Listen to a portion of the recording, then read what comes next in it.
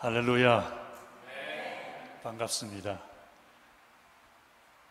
근데 여러분들은 전혀 제가 반갑지 않은 듯한. 반갑습니다 그러면요, 그냥 안 반갑더라도 반갑습니다라고 거짓말 하셔도 괜찮아요. 큰 소리로 맞이해 주시면은 제가 조금 더 덜 떨리지 않을까 싶은 생각이 좀 듭니다. 반갑습니다. 초청해 주셔서 너무 감사하고, 우리 전재영 목사님 이렇게 귀하신 분들과 함께 또 주님을 섬기는 그런 사역을 하는 것을 볼 수 있어서 너무 감사하고, 두루신학교에 온 지 얼마 안 됐을 때부터 저희 교회에 오셔서 사역을 하셨는데 지금도 기억나는 것은 너무 성실하셨어요. 두루신학교에서 저희 교회까지 오려면은 평소에 편도 3시간 걸립니다. 차량이 엄청 많이 막히기 때문에, 그러다가 눈이라도 올라치면, 여기는 눈 안 오니까 걱정 안 하셔도 되는데 저희들은 겨울만 되면 눈 때문에 항상 이렇게 기도를 많이 하거든요. 눈이라도 올 것 같으면 5시간 걸립니다. 그런데 5년 있었나요, 저 목사님? 우리 교회에 5년 계시면서 한 번도 빠진 날이 없고, 한 번도 지각한 날도 없고, 한 번도 목사님 너무 힘들어서 못 가겠어요 그런 적이 없어요. 눈 올 것 같고 날씨가 안 좋으면 학교를 빼먹고서라도 그 전날 미리 와서 교회에서 새우잠을 자고, 그러면서 섬기는 모습 보면서 하나님이 참 귀하게 역사하시겠구나 그러고 기도하고 그랬었는데, 같이 동부에 있을 줄 알았어요. 근데 주님이 또 서부로 보내주셔서 이곳에서 사역하는 거 보면서 너무 감사합니다. 근데 저를 소개하면서 제 모든 목회는 목사님에게서 많은 거 배웠습니다. 그런데 제가 가슴이 철렁하는 거예요. 좋은 것이면은 자기 거라 그럴 거고, 잘못되는 거는 나한테 잘못 배웠다 그럴 거니까. 근데 그러지는 않을 거예요. 너무너무 성실하신 분이시고, 그래서 늘 마음이 깊었었는데 이렇게 또 여러분들에게 함께 말씀을 나눌 수 있는 기회까지 주셔서 너무 감사드립니다. 한 분만 제가 좀 소개해 드리고 싶은 분이 계셔서 소개하고 말씀 보도록 하겠는데요. 우리 김성찬 목사님 4분 저기 참석하시는데, 뉴욕에서 함께 목회하시던 분이셔서 이렇게 오셨습니다. 지금 저기 세리토스 근처에 사시는데 어제 만나서 여기 집회 왔다고 그랬더니 또 오늘 이렇게 오셨네요.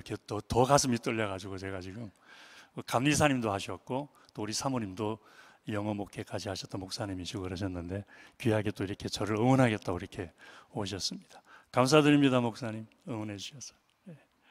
기도 한번 하고 우리 말씀 보도록 하겠습니다. 고마우신 아버지 하나님, 다시 한번 은혜를 감사를 드립니다.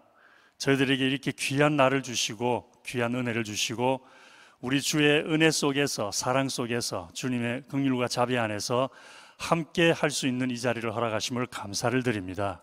주님, 두세 사람이 내 이름으로 모인 곳에 함께 하신다라고 하는 말씀을 저희들이 기억하오니, 이 집회 기간 동안 함께 하시는 주님의 은혜를 찬양합니다. 주님께서 함께 하심을 선포하며 공포합니다.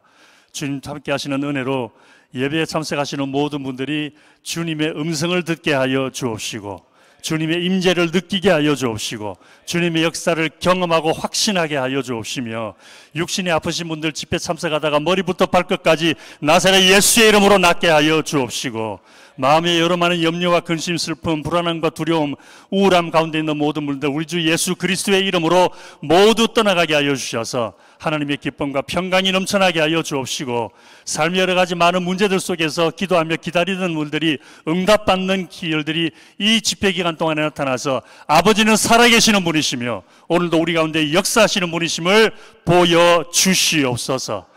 이 시간 부족한 종 아버지께서 주신 말씀 최선을 다하여 전하겠사오나 부족한 부분이 많이 있는 줄 주께 고백하오니, 그 모자라는 부분들 성령께서 채워주옵시고, 이 자리에 참석하신 모든 분들 마음속에 아버지 하나님의 뜨거운 열정의 음성으로 들려지는 복된 시간 되게 하여 주시옵소서. 간절히 바라오며 예수님 이름으로 기도하옵나이다. 아멘. 할렐루야. 이번 집회를 준비하면서 기도하면서 생각을 좀 이렇게 해봤습니다. 가서 무슨 말씀을 전해야 됩니까, 주님? 우리 목사들요, 주일이 왜 그렇게 빨리 돌아오는지, 지나고 나면은 또 주일이 돌아오고, 지나고 나면 또 주일이 돌아오고 해서 설교 끝나고 나면 다음 주에 설교 또 걱정해야 되고, 무슨 팔자가 이런 팔자가 있습니까? 이렇게 끝나고 나면 또 설교 준비해야 되고, 끝나고 나면 또 설교 준비해야 되고, 그러는 가운데 또 이제 집회까지 오게 되었으니까 이거 어떻게 하면 좋아요? 예, 그래서 우리 여러분들 다들 이민생활 하시느라고 힘들고 어려운 부분들이 다 있지만, 우리 목사들도 힘든 부분들이 있다는 것 좀 이해해 주시고 불쌍히 여겨 주시고 기도해 주시면 감사하겠습니다. 예, 뭐 아무도 아멘 안 하셔도 저는 괜찮으니까, 예, 괜찮습니다. 예. 그래서 마음에 준비를 하던 중에 바울이 한 말이 생각이 났어요. 바울이 골로새서 1장 28절에서 뭐라고 얘기를 했냐면은, 우리가 모든 사람들에게 예수 그리스도를 전하고 각 사람에게 모든 지혜와 총명으로 하나님의 말씀을 가르치는 것은 모든 사람들이 하나님 앞에 설 때에 완전한 자로 서도록 하게 함이라, 이 말을 했어요. 이 말 속에 사도 바울의 목회 철학이 다 들어가 있습니다. 사도 바울이 복음을 전한 목적이 여기에 있고, 사도 바울이 핍박을 받으면서 그렇게 주님 일에 헌신한 목적이 여기에 있습니다. 우리가 그리스도를 전파하여 각 사람을 구원하고, 예수 믿으라고, 그리고 모든 지혜로 각 사람을 가르치며 교훈한 것은 각 사람을 그리스도 안에서 완전한 자로 세우려 함이라.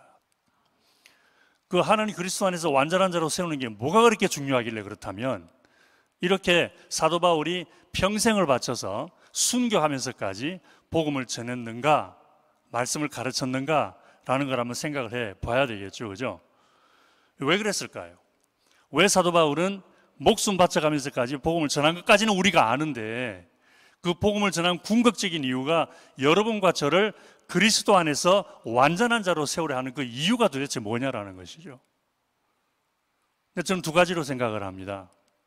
첫 번째는, 우리 모두는 언젠가 하나님의 심판대 앞에 설 것이기 때문에 그렇습니다. 네, 세월이 지나갈수록 그 날이 점점 가까워지고 있죠, 그죠? 점점 가까워지고 있어요. 여러분, 그 의사들, 그리고 그 의료 그 필드에서 이렇게 봉사하시는 분들의 첫 번째 목적이 뭡니까? 환자들을 대할 때에 첫 번째 목적이, 제가 공부를 안 해봐서 모르겠지만 아마 환자를 살리는 것이 아닐까 싶습니다. 맞는가요? 아픈 사람 안 아프게 해주고 죽어가는 사람 살려내는 거, 그게 궁극적인 목표가 아닐까. 그래서 다른 건 좀 못해도, 다른 건 좀 부족해도, 병원 시설이 좀 부족하고 기술이 좀 부족하고 장비가 좀 부족하고 그래도 일단 내게 맡겨진 환자를 살려내기만 하면은, 그러면 내 할 일을 충실히 다 했다라고 말할 수 있겠죠. 사도 바울은 내가 부족해도, 힘들어도, 어려워도 하나님께서 내게 맡겨주신 영혼들을 예수 그리스도 안에서 완전한 자로 세울 수만 있다면 나는 내 할 일 다 했다라고 할 수 있다는 말을 했던 거죠. 근데 그 이유가 우리 모두가 하나님의 심판대 앞에 설 거니까. 모두가 다 하나님 앞에 심판대 설 거니까. 그리고 두 번째는, 그 날이 언제가 될지 모르기 때문에 그 하나님 앞에 하나님의 심판대 앞에 서는 날을 준비하는 일을 미룰 수가 없기 때문에.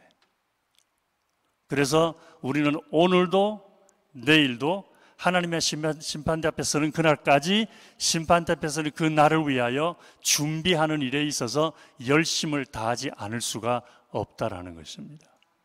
근데 요즘 하도 의학이 많이 발달하고 먹는 약도 비타민도 좋아지고 그래서 이제 곧 주님을 만나볼 거라고 그러면서 기다렸는데 1년이 지나고 2년이 지나고 3년이 지나고 10년이 지나도 여전히 하나님의 심판대 앞에 안 서다 보니까 그만 하나님의 심판대 앞에 서는 날이 오고 있다는 것을 망각하게 되는, 깜빡 잊어버리게 되는 그런 경우가 또 없지 않아 있을까 싶어서, 그래서 주님께서 저에게 주신 감동이 이것입니다. 이번 부흥회 때에 4번 모입니다. 그렇게 많이 모이는 것은 아닌데 4번 모임을 통해서 하나님 앞에, 하나님의 심판대 앞에 서는 날을 준비하는 삶은 어떤 삶이 되어야 될 것인가라는 것을 함께 나누고 싶어하는 우리 하늘 아버지의 마음이 느껴졌습니다. 그래서 오늘 저녁에는 믿음에 대한 걸 살펴보고, 내일 새벽에는 사랑에 대한 걸 살펴보고, 내일 오후에는 섬김에 대한 걸 살펴보고, 그리고 주일날에는 영적인 영향력을 한번 살펴보면서 하나님 앞에 준비되는 삶을 살아가는 우리의 모습으로 조금이나마 변화가 되어 갔으면은, 그러면은 제 생각에 이번 부흥회는 그나마 좀 의미 있는 부흥회가 되지 않을까 싶은 생각을 해 봅니다. 제가 잠깐 물 좀 마시면서 목 축이는 동안에 여러분들은 나는 이번 부흥회 때에 이런 일이 일어났으면 나는 이번 부흥회가 참 가치 있고 의미 있고 보람 있는 시간이었다라고 생각할 수 있겠구나라는 것이 무엇인지, 말이 너무 길어서 저도 지금 약간 헷갈려 버리는데, 이번 부흥회를 통해서 나에게 이런 깨달음, 이런 변화, 이런 도전, 이런 응답, 이런 것이 있었으면 이번 부흥회 때는 나는 참 그래도 의미 있는 부흥회였다라고 생각하겠다라는 것이 어떤 것인지, 제가 물 마시는 시간이 그렇게 길지는 않습니다. 한 2, 3초면 끝날 텐데 그동안에 잠깐이라도 한번 생각을 해보시면 어떨까 싶습니다.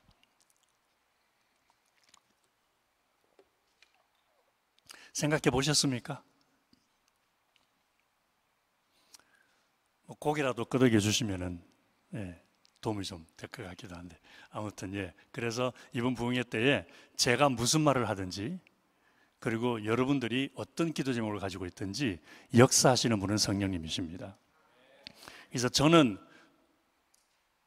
동문 얘기를 하고 있는데 성령님께서는 여러분 마음속에 서답으로 응답하실 수 있어요. 그래서 제가 말하는 거하고는 상관없이 성령님은 우리 한 사람 한 사람 마음속에 역사하실 수 있습니다. 그래서 그런 역사를 경험하는 그런 은혜가 있기를 주의 이름으로 축원합니다. 자, 그러면서 오늘 저녁에 이제 본문으로 들어가 보겠는데요. 세상을 살아가면서 우리가 흔히 하는 말 중에 가장 귀한 것은 뭐니 해도 건강이다라는 말이 있죠. 저 슬라이드 안 나옵니다. 저 보시면 됩니다. 슬라이드 보실 때가 되면 제가 말씀을 드리겠습니다. 고개를 좌우로 돌리셔서 슬라이드를 보시기 바라는 말씀을 드릴 테니까, 그렇지 않으면 그냥 보시면 되겠습니다.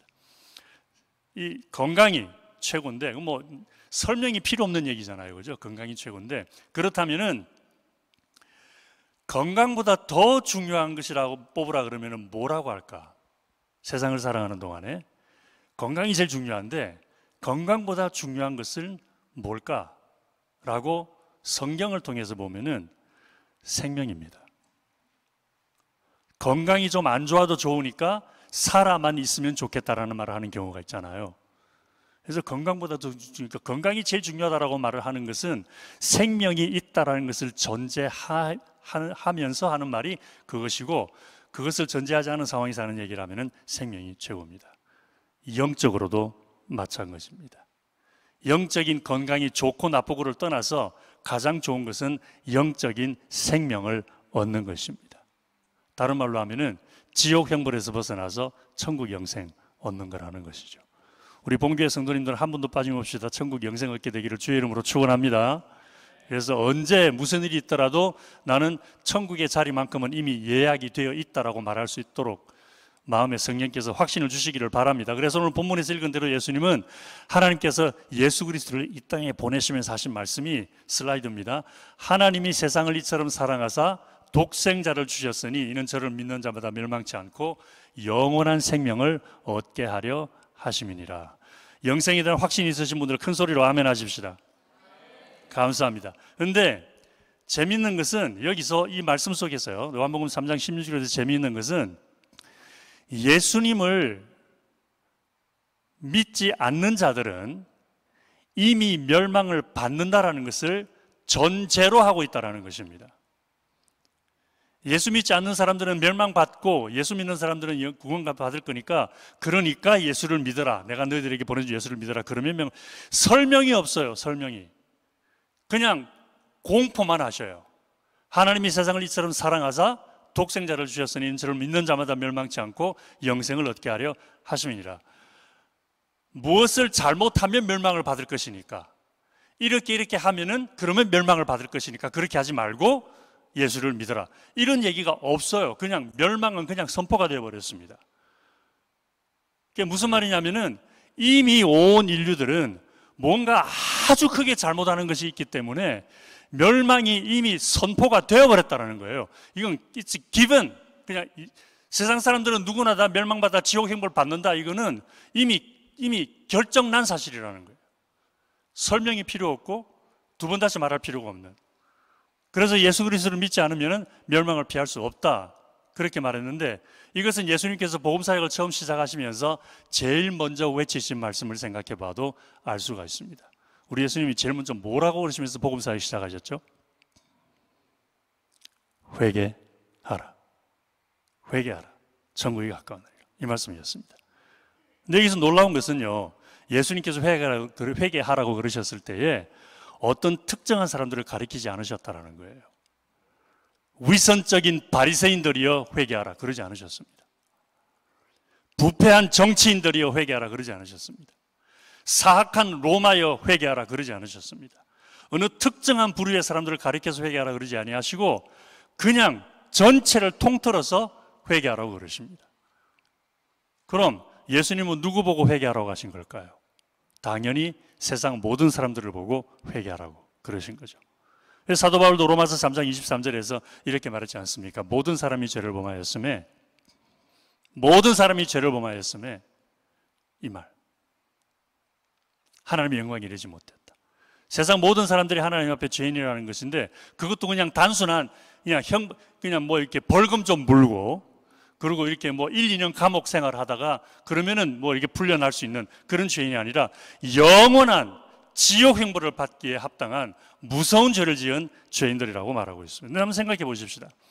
로마의 정치인들은 선량한 사람들을 등쳐먹으면서 많은 세금을 먹여가면서 이 사람들을 괴롭게 했기 때문에 죄인이라고 할 수 있습니다. 위선적인 바리새인들 부패했기 때문에 죄인들이라고 할 수 있습니다. 도둑질하고 강도질하고 간음하고 살인하는 사람들 역시 이웃들에게 큰 아픔과 피해를 끼쳤기 때문에 죄인들이라고 할 수 있습니다. 그런데 최선을 다해서 살아가려고 애를 쓰는 착하고 선한 사람들까지는 다 죄인이라 그러면 안 되잖아요. 그렇잖아요. 내가 남을 등쳐먹었나, 사기를 쳤나, 도둑질을 했나, 간음을 했나, 누구를 강도짓을 했나, 누구에게 나쁜 일을 했나, 아니 험한 말 한마디 내뱉지 않고 내가 억울함을 당해도 내가 오해를 받아도 그냥 내가 참고 말고 그러면서 가능하면 선하게 착하게 살려고 애를 쓰는 그런 사람들은 너무 억울하잖아요. 그 사람들까지 죄인이라 그러면. 그런데 바로 여기에 한 가지 예수님이 모든 사람들을 죄인이라고 했을 때에 두드러지게 나타나는 것이 있습니다. 마치 수면 위로 이렇게 부상하듯이 두드러지게 나타나는 게 그게 뭐냐면은 하나님의 죄의 기준과 그 다음 슬라이드입니다. 하나님의 죄의 기준과 세상의 죄의 기준은 다르다는 것입니다. 어떻게 다를까요? 사람들은 죄를 도덕적, 윤리적 기준으로 판단합니다. 도둑질했냐? 그건 도덕적으로 틀린 거니까 너 죄지었어. 남을 무시했냐? 그건 윤리적으로 틀린 거니까 너 죄지었어. 도덕적, 윤리적으로 또는 사회적인 기준으로 판단하면서 이게 이웃에게 피해가 되고 화목을 이루지 못하는 일이고 남에게 피해를 주니까 너 죄지었어 그럽니다. 그런데 우리 하나님은요, 다음 슬라이드 보세요. 죄를 판단하실 때에 하나님과 나와의 관계성을 보고 판단을 하십니다. 도덕적으로 얼마나 잘 살았느냐 못 살았느냐, 윤리적으로 얼마나 깨끗하게 살았느냐 못 살았느냐, 그걸 가지고 판단하시는 것이 아니라 너하고 나하고 무슨 상관이 있느냐, 너하고 나하고 무슨 관계가 있느냐, 그것 가지고 죄인이다 아니다라고 판단하신다는 거예요. 나는 그거 동의 못해. 할 수 없어요. That's how God works. That's how God defines our sins. 하나님과 우리와의 관계가 어떤 관계냐에 따라서 너 죄인이다 아니다라고 판단하신다는 거예요. 여러분, 예수 믿는 사람들이요, 이거 분명히 깨닫게 되기를 주의 이름으로 축원합니다. 그렇지 않으면은 열심히 하나님 믿고 예수님 믿는다 그래 놓고도 역시 죄인으로 판정이 되어가지고 용서받지 못한 죄로 인해서 하나님 앞에 심판대 앞에 설 때에 심판 받을 수가 있어요. 조금 더 설명해 보겠습니다.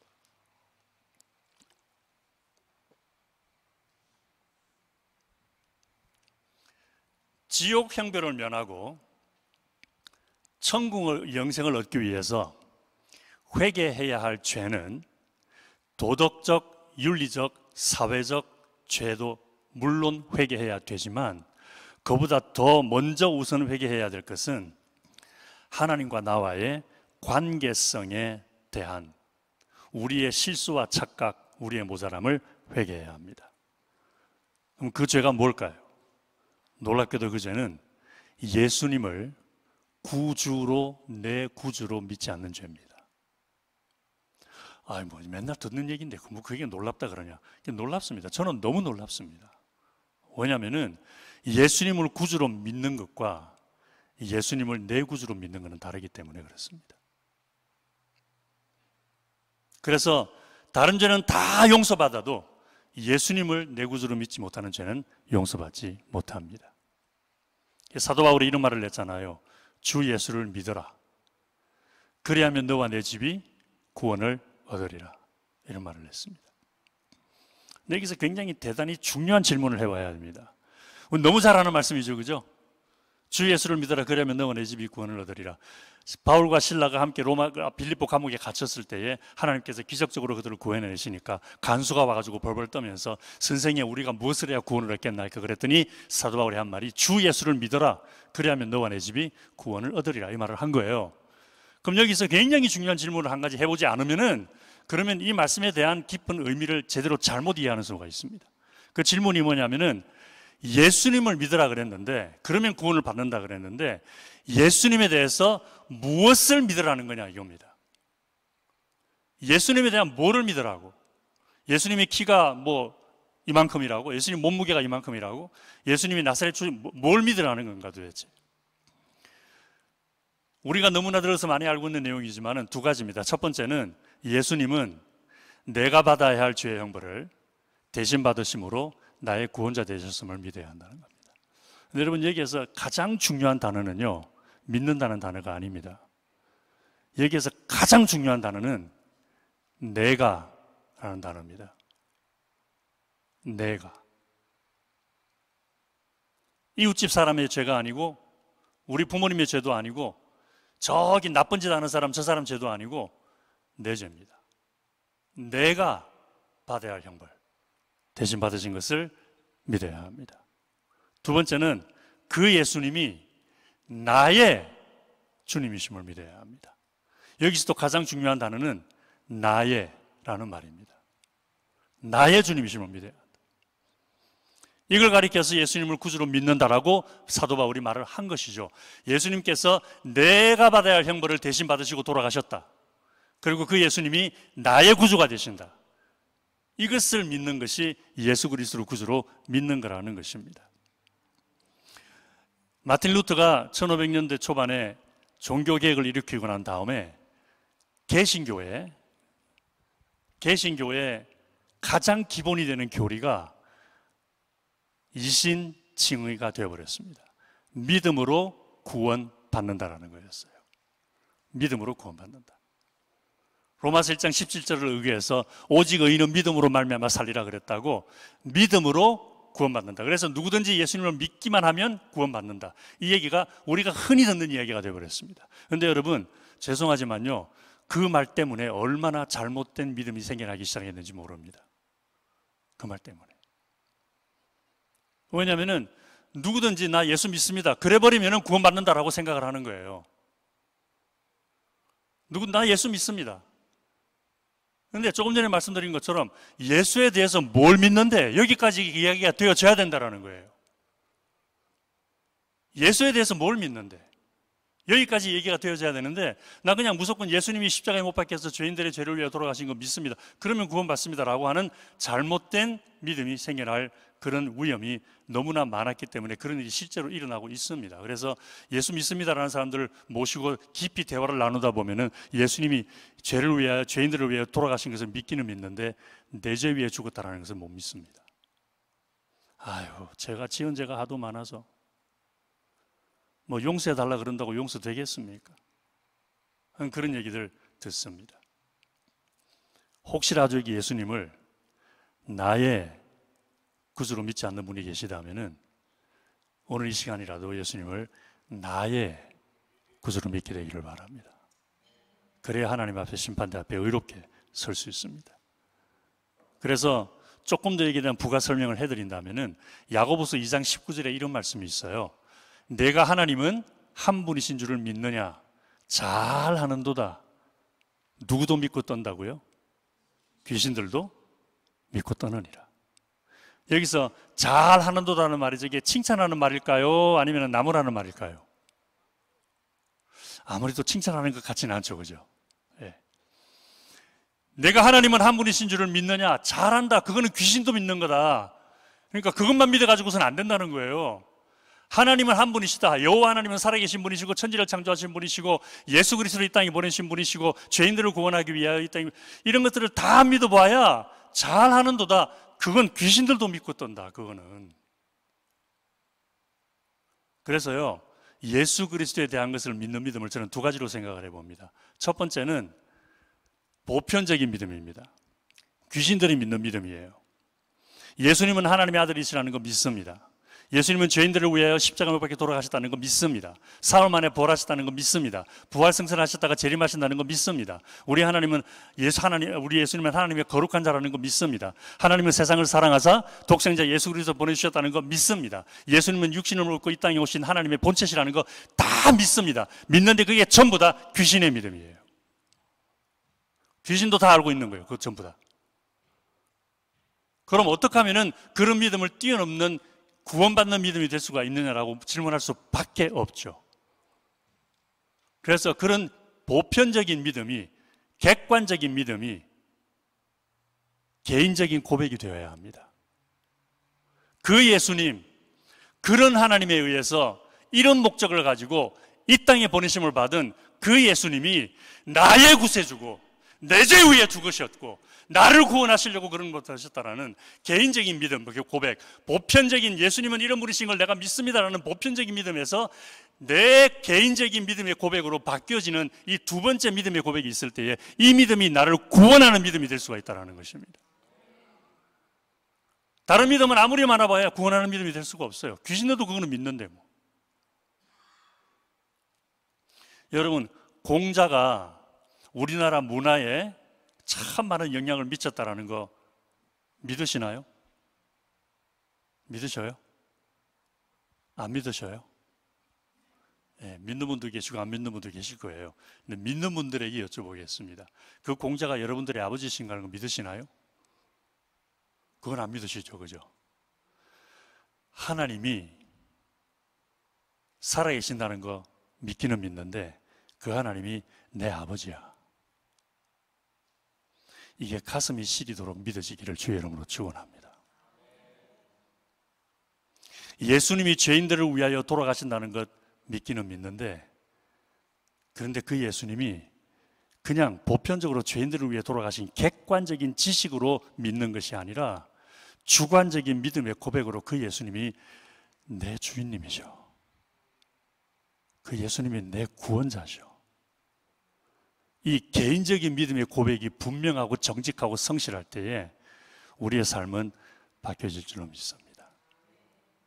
개인적인 믿음의 고백이 될 때. 그래서 예수님은 당신을 구주로 믿는 것과 관련해서 요한복음 1장 12절에서 이런 말씀하셨죠. 영접하는 자, 곧 그 이름을 믿는 자들에게는. 여기서 영접하는 자라는 말을 예수 그리스도를 믿는 것과 동일시하고 있죠. 그럼 예수 그리스도를 믿는 사람들은 예수님을 어떻게 하는 분이라고요? 마음에 영접하는 분이라는 것입니다. 그러니까 예수님을 믿기는 믿는데 아직 마음에 영접하지 않은 분들은 예수님을 믿는다는 그 믿음은 객관적인 믿음에 불과한 거예요.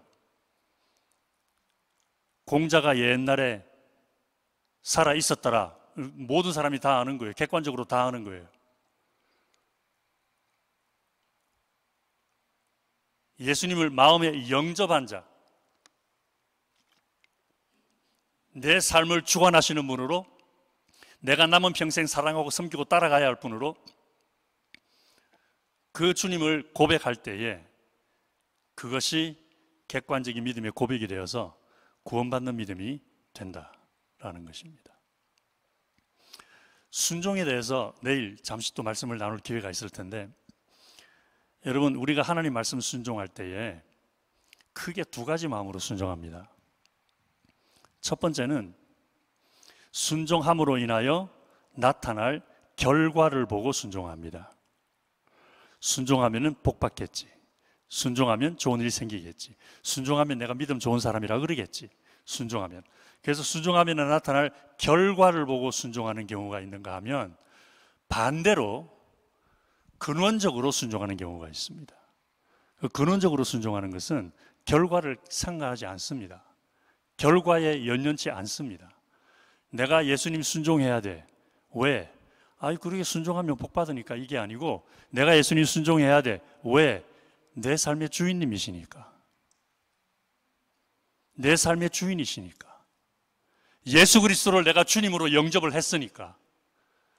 예수 믿을 때에, 성령께서 나를 감동하셨을 때에, 바로 그 수련회 갔다가 그 예배 자리에서 그 부흥회 때에 그분의 말씀을 들으면서 어느 목사님, 어느 강사님, 어느 교회, 어느 집사님, 어느 권사님의 간증을 들으면서 눈물을 흘리면서 내가 예수님을 마음에 영접을 했으니까, 예수님 영접할 때에 주님 내 마음에 들어오셔서 내 삶을 주관하여 주시옵소서 고백했으니까, 그러니까 내 삶의 주인 되시는 예수님이 하라 그러는 거니까 하는 겁니다. 결과야 어떻든 I don't care.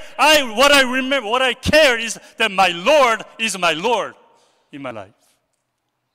제가 조금 흥분하면 자꾸 이게 영어를 하는 좀 있어요. 사랑하는 본교회 성도님들, 지금까지 잘 순종해 오신 줄로 압니다. 아까 우리 장로님 기도하실 때 참 은혜가 되더라고요. 앞으로 더 열심히 순종하십시다. 결과를 봐가면서 순종하는 것은 예수 안 믿는 사람들도 하는 거예요. 결과를 봐가면서 순종하는 것은. 그러나 예수님이 내 주인님이시니까 나 저거 하기 싫은데, 정말 하기 싫은데, 딱 안 했으면 좋겠는데, 그런데 자꾸 하라 그러시니까 어떻게 안 할 수가 있어? 해야지. 그래서 가시밭길이라도 눈물을 흘리면서도, 손해를 보면서도, 사람들에게 억울한 소리를 듣고 오해를 받으면서도 그 길을 가는, 본교회도 그런 분들이 분명히 계시기 때문에 지금까지 교회가 이렇게 온 줄로 믿습니다. 저희 교회도 장로님이 한 분 계시는데 정말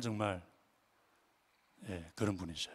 제가 지금 뉴욕 성서교회에서 21년째 목회를 하고 있습니다. 그런데 그 장로님 때문에 이렇게 장기 목회가 가능해요. 많은 비난을 받으시면서, 오해를 받으시면서, 억울한 일을 당하시면서 앞에서 다 이렇게 십자가 방패막이가 되어주시고, 그러면서 주님이 기뻐하시는 건데 제가 참고 해야죠. 너무너무 은혜가 됩니다.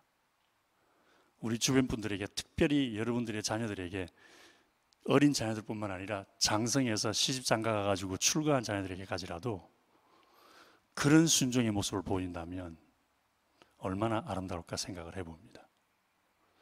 예수님이 내 주님이시니까 예수님을 마음에 영접한 자, 내 삶의 주님으로 모신 자.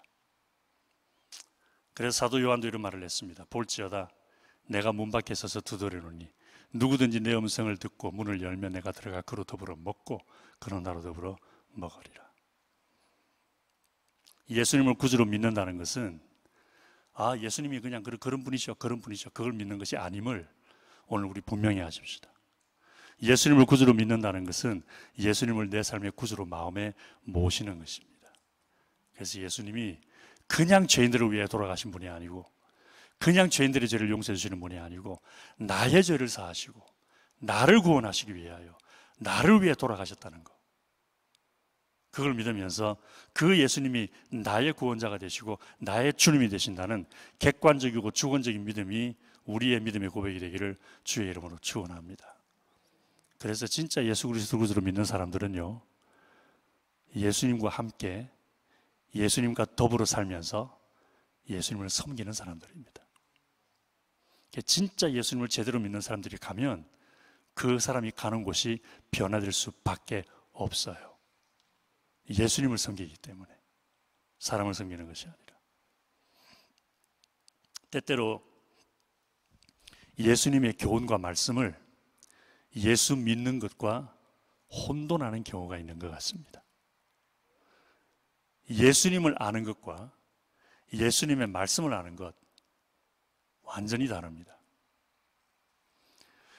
여러분, 우리나라가 제가 조금 전에 우리나라 문화가 공자의 영향을 많이 받았다고 그랬는데, 전 한국에서 일찍 왔어요.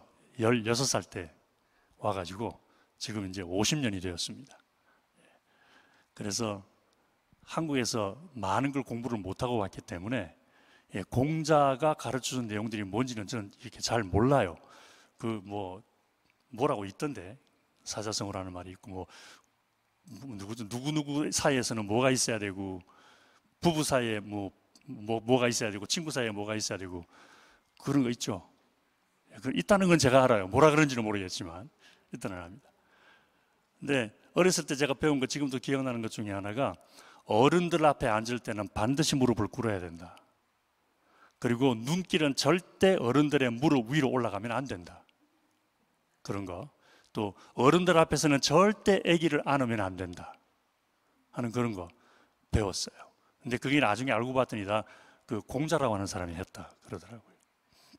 맞는지 안 맞는지 모르겠지만 하여간 우리나라 문화가 Confucius, 영어로는 공자를 Confucius라 그러는데 상당히 좀 헷갈리기는 합니다. Confuse라는 말이 좀 복잡하다는 뜻이기도 하니까 그렇습니다. 근데 한번 생각해 보십시다. 우리가 살아가면서 공자가 가르쳐준 그 교훈으로 인하여 형성이 된 문화권 속에서 살아가고 있는데, 그렇게 살아가면서 나는 공자를 기쁘게 해주기 위하여 이 사람이 한 말대로 살아간다라고 생각하시는 분. 몇 군데 다니면서 제가 물어봤는데 아직 한 번도 그런다고 손든 사람은 제가 못 봤습니다. 공자의 가르침에 찌들어서 살아가고 있어요. 공자의 가르침에 묻혀서 살아가고 있어요. 그렇지만 어느 누구도 나는 이렇게 살아가는 것은 공자를 기쁘게 해주기 위해서 살아간다라고 생각하는 사람은 아직까지 저는 못 만나봤습니다. 여러분, 예수 믿는 것은 어떻습니까? 예수 믿는다면서 주일 예배드리고, 예수 믿는다면서 기도하고, 예수 믿는다면서 봉사하고, 예수 믿는다면서 착하게 살려고 그러고, 예수 믿는다면서 말씀에 순종하려고 그러고, 예수 믿는다면서 큐티하고, 예수 믿는다면서 여러 가지 많은 일들을 하면서 내가 이렇게 하는 것은 온전히 하나님의 기쁨을 위해서 하는 거야 라고 생각하시는 분들 계시리라 믿습니다. 여러분, 하나님이 보시는 것은 우리가 뭘 얼마나 잘하느냐가 절대 아닙니다. 하나님이 보시는 것은 아까 말씀드린 것처럼 너하고 나하고 무슨 관계에 있냐 이거 보십니다. 너하고 나하고 무슨 관계냐. 그래서 바리새인과 사두개인들은 세례 요한에게도 그런 말을 들었고 예수님에게도 그런 말을 들었는데 좀 욕을 얻어먹었죠. 쉽게 말하면 뭐라고 불렀죠? 독사의 자식들아. 무서운 저주의 말을 한 거예요. 독사의 자식들이라는 말을 들었어요. 왜 그랬을까? 왜냐하면은 바리새인과 사두개인들의 머리에는 하나님의 말씀이 있었어요. 그렇지만 그들의 가슴에는 하나님이 안 계셨어요. 내가 이렇게 제사를 드리고, 내가 이렇게 일주일에 2번씩 금식하고, 내가 이렇게 하루에 3번씩 기도 시간 맞춰 기도하는 그런 율법은 머릿속에 들어있었는데, 그런 일을 하는 그 이유와 목적과 동기는 하나님을 향한 게 아니었던 거예요. 그게 아니었어요. 우리 미국에 사시는 분들 중에 가끔씩 한국에서 부모님이 방문하시는 경우가 있죠. 뭐 한국이 아니더라도 저기 다른데 타주에 멀리 계시는 부모님들이 가끔씩 방문해서 일주일씩 2주일씩 한 달씩 같이 생활하시는 경우가 있습니다.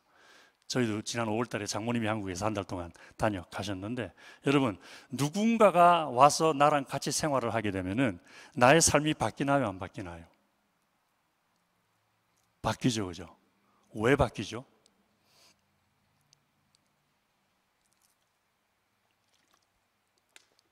왜냐하면은 모든 것이 그분 위주로 돌아가기 때문에 그렇습니다. 어머님이 방문을 하시면 돌아가실 때까지 모든 게 어머님 위주예요. 어머님이 좋아하시는 것 해드리고, 어머님이 편하게 해드리고, 어머니 구경하고 싶은데 보내드리고, 어머님이 좋아하시는 것, 모든 게 다 어머님 위주예요. 그리고 가시고 나면 그 다음부터 이제 내가 먹는 거 마음대로 먹을 수 있고, 내가 쉬고 싶을 때 마음대로 쉴 수 있고, 내가 보고 싶은 드라마 마음대로 볼 수 있고 그럽니다. 근데 어머님이 계시는 동안에, 저도 마찬가지였어요. 장모님이 계시는 동안에는 텔레비 못 봤어요. 제가 장모님 심심하지 않도록 해드려야 되니까 한국 텔레비 틀어드리고, 좋아하시는 거 이렇게 뭐 유튜브 전국 노래자랑 때 뭐 그런 거 해서 이렇게 보여드리고, 뭐 어디 안 가보셨으니까 아우 그럼 거기 가십시다 그러고 모셔가고, 아 이건 못 먹어봤다, 아유 그럼 그거 드셔보셔야지, 그럼 막 전부 장모님 위주로 생활을 하게 돼요. 그런데 예수를 믿는다 그러는데, 예수를 믿고 난 다음에도 여전히 내 위주로 생활을 해요. 그게 예수님에 대한 진정한 고백이 없는 믿음인 것이죠. 그래서 예수님을 마음에 영접을 하고 나면은 그 다음부터는 내 마음에 예수님이 계시니까 모든 게 다 예수님 위주로 돌아가게 되어 있어요. 모든 것이 다. 주일 되면 가서 예배 드려야 돼. 왜? 주님이 원하시는 것이니까. 기도해야 돼. 왜? 주님이 원하시는 것이니까. 원수 용서해야 돼. 왜? 주님이 원하시는 것이니까. 이웃사랑 해야 돼. 왜? 주님이 원하시는 것이니까. 부흥회 때에 힘들고 어려워도, 오늘 김종일 목사가 은혜가 좀 안 되어도 앞으로 3번밖에 안 남았으니까 열심히 참석해야 돼. 왜? 하나님이 기뻐하실 것 같으니까. 괜히 얘기했나요? 주님이 원하시는 것 같으니까. 그러니까 주님이 우리 마음속에 계시면은 주님 중심으로 생각할 수밖에 없습니다. 예수님이 내 마음에 계시는 그런 삶이 되는 것이죠. 그래서 그렇게 예수님을 마음에 모시고 살았던 사람, 우리가 너무나 잘 아는 사도 바울이라고 하는 사람, 놀랍게도요, 사도 바울이 쓴 편지에 보면 똑같은 말이 여러 번 반복이 되는데, 사도 바울의 믿음의 고백이 무엇이었는지를 보여주는 대목들입니다. 전부 5개만 제가 더 있는데 5개 정도만 찾아보십시다. 하나씩 보십시다. 너희가 무엇든지 마시든지 무엇을 하든지 다 하나님의 영광을 위하여 하라. 하나님이 내 삶 속에 계셔야 가능합니다. 저희 장모님 한국에 가셨거든요. 5월 말에 돌아가셨어요. 지금 저희 집에는 장모님을 위한 그 어떤 거 별로 찾아보지 못합니다. 저희 집사람이 아침 저녁으로 전화 드리는 거 외에는 찾아보지 못합니다. 장모님 계실 때에는 전부 어머님 편리하신 대로, 어머님 기뻐하시는 대로, 어머님 좋아하시는 거 드시고, 그게 그거였어요. 그 얘기예요. 그 얘기. 두 번째, 이제 내가 사람들에게 좋게 하랴 하나님께 좋게 하랴 사람들에게 기쁨을 구하랴. 내가 지금까지 사람의 기쁨을 구하는 것이었다면 그리스도의 종이 아니니라. 갈라디아서 1장 10절. 전 이 말씀 읽으면서요, 이 말씀을 다시 보게 되면서 깜짝 놀란 게 얼마 되지 않았거든요. 이 말씀 보면서 깜짝 놀란 게 뭐냐면은, 우리는 사도 바울이 하나님의 복음의 일꾼이라는 것을 무엇을 보고 판단할 수 있을까요? 사도 바울이 복음 전하는 거 보고, 그렇죠? 사도 바울이 감옥에 갇혀가면서까지 복음 전하는 거 보고, 순교해 가면서까지 복음 전하는 것을 보고, 그래서 사도 바울은 진짜 하나님의 일꾼이고 복음 일꾼이다. 왜? 죽어가면서까지 복음을 전했으니까. 그렇잖아요. 근데 사도 바울 본인의 말은 그게 전혀 아닌 거예요. 사도 바울은 내가 아무리 복음을 전했어도 내가 복음을 전했다는 것, 그것 때문에 내가 사도가 되는 것 아니다. 내가 아무리 복음 전하다가 순교했다 그러더라도 그것 때문에 내가 하나님의 복음 전하는 자가 된 것이 아니다. 그리스도의 종이 아니다. 내가 그리스도의 종이라고 하는 가장 놀라운 증거는 내가 복음을 전하는 것도 아니고 순교한 것도 아니고, 내가 그렇게 복음을 전하고 순교한 것이 모두가 다 하나님의 기쁨 때문에 한 것이라는, 그것이 내가 그리스도의 종이라는 가장 놀라운 증거다라고 얘기하고 있기 때문에 그렇습니다. 할렐루야. 내가 무엇을 한 것이 그리스도의 종이라는 것을 증거하는 것이 아니라, 왜 그것을 했느냐라는 그 동기가 내가 그리스도의 종이라는 것을 확증하는 거라고 얘기하고 있는 거예요. 하나님을 기쁘게 해드리기 위해서. 다음 성경에서 보십시다. 우리가 복음을 전하는 것은 사람을 기쁘게 하려 하며 우리 마음을 감찰하시는 하나님을 기쁘시게 하려 함이라. 아니, 놀랍지 않습니까? 전 이거 보면서 너무너무 놀래버렸어요.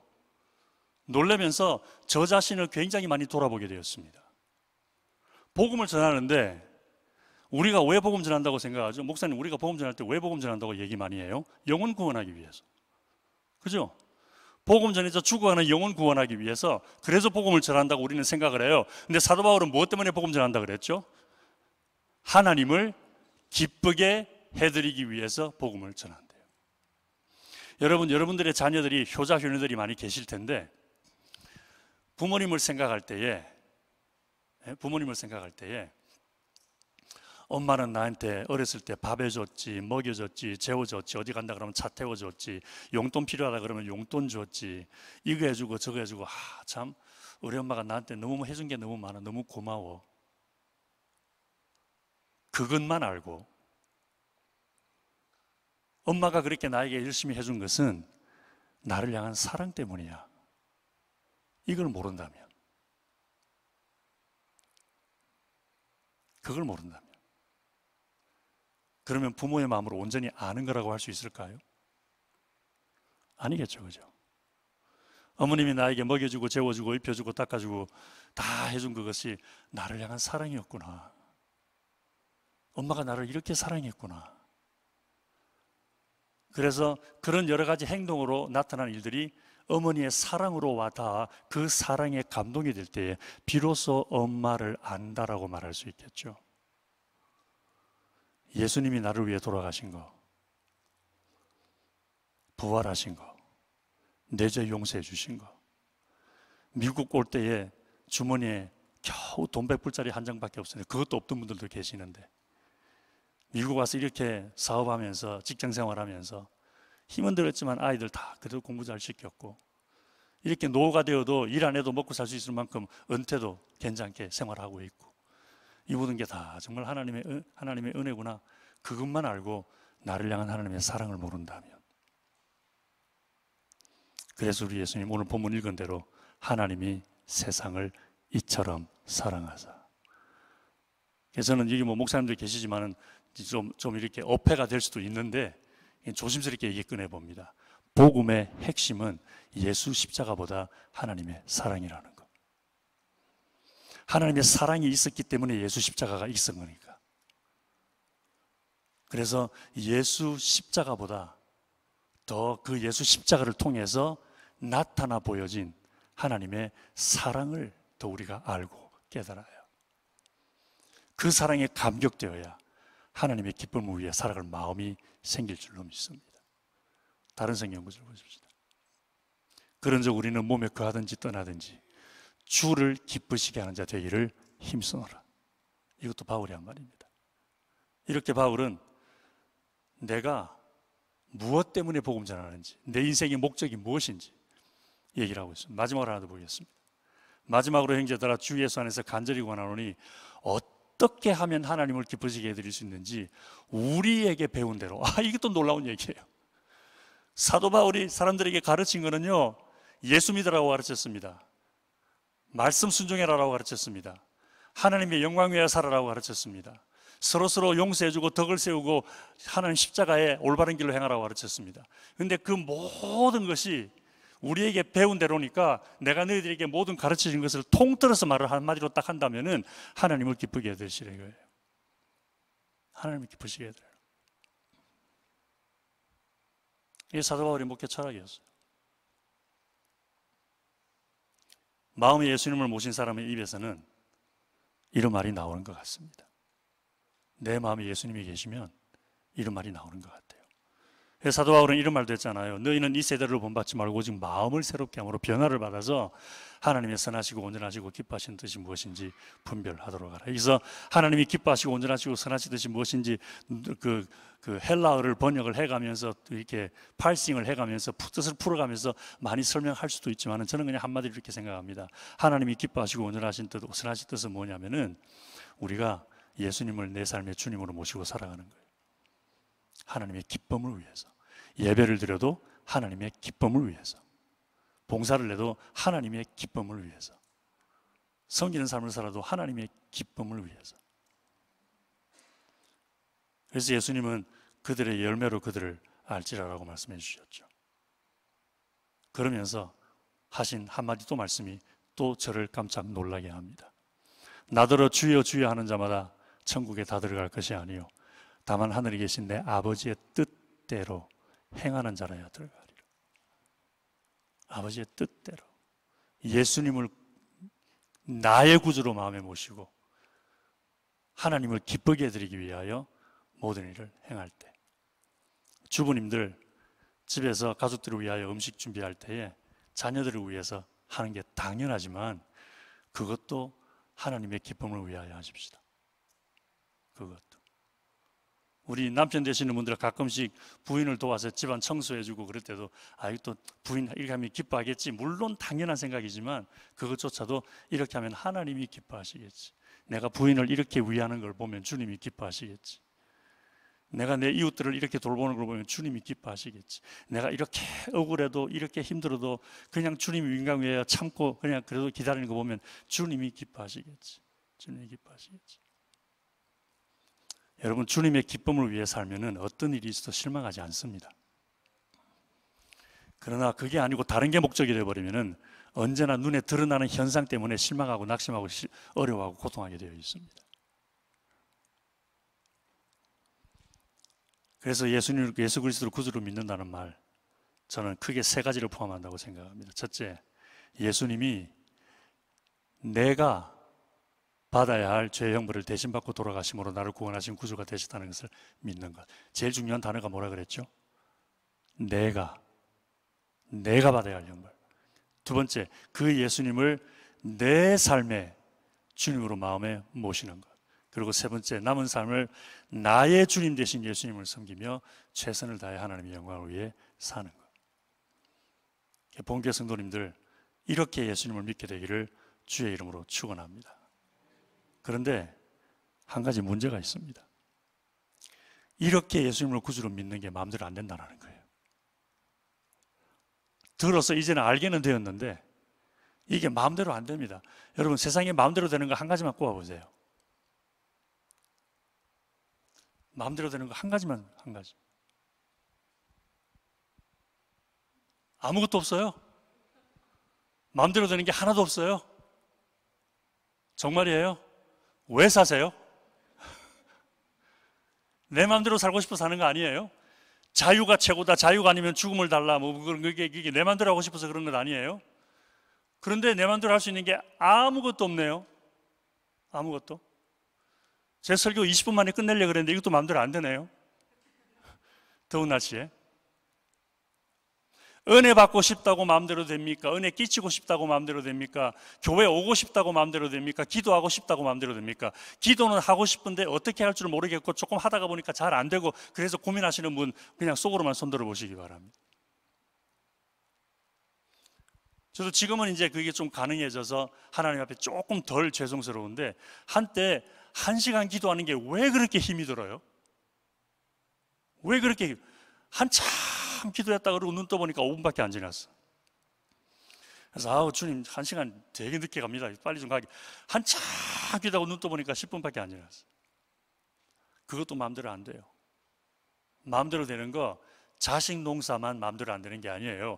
골프만 마음대로 안 되는 게 아니에요. 아무것도 마음대로 안 돼요. 전 목사님 아침에 넥타이 멜 때 넥타이 길이 조절해요? 어떻게 조절해요? 감으로 어디까지? 벨트 라인까지? 누가 가르쳐 줬어요? 군대에서 배웠어요? 저는 신학교에서 배웠어요.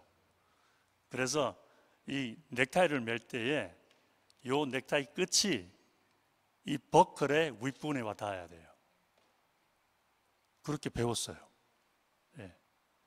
그래서 아침에 오늘도 나오기 전에 거울 앞에 서서 이거 3번 메었네. 멜 때마다 이 줄이 한 번은 더 짧고 한 번은 너무 길고 조절하느라고. 이것도 마음대로 안 돼요. 이거 하나도. 뭐 밥 먹고 소화시키는 게 마음대로 됩니까? 밥 먹고 난 다음에 화장실 가는 게 마음대로 됩니까? 마음대로 되는 게 뭐가 있어요? 아무것도 없어요. 하물며 하나님을 믿고 예수 그리스도를 내 삶의 주님으로 모시고 섬기고 살아가는 일이 어떻게 마음대로 됩니까? 안 됩니다. 그러면 우리에게는 가망이 없다는 얘기인가요? 그렇지 않죠. 우리에게는 기도할 수 있는 은혜가 있죠. 할렐루야. 주님, 그런 믿음 되게 하여 주시옵소서. 혹시라도 내가 지금 착각하고 있는 건 아닌지, 예수님을 내 마음의 구주로 모시는 그런 믿음은 아니고 그냥 뭐 성경에 나와 있는 교과서 펼쳐놓고 난 다음에 지구는 둥글다 그러니까 지구는 둥글가 보구나, 내가 확인하고 나의 믿음의 고백이 아니라 교과서에 그렇게 나와 있더라라는 그런 식으로 하나님을 알고 있는 것은 아닌지, 성경에 우리 하나님은 살아있다고 나와 있고 성경에 하나님이 선지를 창조하셨다고 말하고 있고 성경에 하나님이 예수님을 보내주셨다고 얘기하니까 뭐 그런가 보네, 그리고 그것을 알고 있는 것을 나는 하나님을 믿고 예수님을 믿는다라고 착각하고 있는 것은 아닌지. 그래서 아까 말씀드린 것처럼 하나님의 심판대 앞에 섰을 때 후회하는 분들이 많이 있을 수 있다는 거죠. 나는 예수님 믿는다고 생활했는데 알고 보니까 예수님 믿은 게 아니라 그냥 예수님에 대한 객관적인 지식만 가지고 있던 결과가 되어버린 것이죠. 그래서 기도해야 합니다. 사탄 마귀가 특별히 믿는 자들까지 미혹하려고 하는 이때에 하나님의 구원의 진리의 말씀을 똑바로 알 수 있기 위해서 기도해야 합니다. 주님, 나에게 온전한 믿음, 정직한 믿음 있게 하시고 구원받는 믿음 있게 하여 주시옵소서. 예수님에 대해서, 하나님에 대해서 지식적으로만 알고 있는 그런 믿음이 아니라 정말 내 영혼을 구원하고, 주 예수를 믿으라 그러면 너와 내 집이 구원받는다 그랬으니까 우리 가족을 구원하고 내 주변의 친구들을 구원하고, 그리고 진정으로 변화된 삶을 살아가는 그런 삶이 하나님의 기쁨을 위해 살아가는 믿음이 되게 하여 주시옵소서. 기도해야 합니다. 기도. 혹시라도 그냥 높아심에, 혹시라도 아직 예수 그리스도를 진정으로 구주로 마음에 모시지 않은 분들이 계실까 싶어서 슬라이드를 하나 준비해 봤습니다. 같이 한번 읽어볼까요? 시작. 하나님, 예수님을 구주로 섬기지 못하고 살아온 나 자신을 주인으로 섬기며 죄를 회개합니다. 이제 예수님을 구주로 영접하오니 저를 다스리시고 인도하여 주셔서 남은 삶을 주를 위해 살게 하여 주시옵소서. 예수님의 이름으로 기도합니다. 아멘. 기도하겠습니다. 우리 함께 잠시 마음을 모아 주께 기도하는 시간 가지면 좋겠습니다. 지금까지 나의 기도가, 나의 믿음이 진정 예수님을 나의 구원자로, 나의 주님으로, 나의 구세주로 믿었던 그런 개인적인 믿음이었다라면 너무너무 감사하고 아름다운 일이기에 그런 믿음 주신 주님께 감사하는 기도를 드리면 좋겠습니다. 혹시라도 아직 나의 믿음이 어떤 믿음인지 잘 모르는 그런 분이 계시다면 이 시간 예수님을 다시 한번 나의 주님으로 마음에 모시는 그런 기도를 드리면 좋겠습니다. 나의 예수님에 대한 지식, 하나님에 대해 알고 있는, 내가 믿는다고 하는 이것이 그냥 성경 지식만 알고 있는 것은 아닌지 돌아보면서 사도 바울이 말한 것처럼 우리가 그리스도를 전파하며 모든 지혜로 각 사람을 가르치고 각 사람을 주께로 인도하는 것은 그리스도 앞에 온전한 자로 세우려 함이라는 말을 생각하면서 우리의 믿음이 정말 예수님을 나의 주님으로 고백하는 개인적인 믿음의 고백이 되도록 성령께서 우리를 도와주시기를, 두 손 높이 들고 주여 한번 크게 외치며 동성으로 잠시 기도하며 나아갑니다. 주여!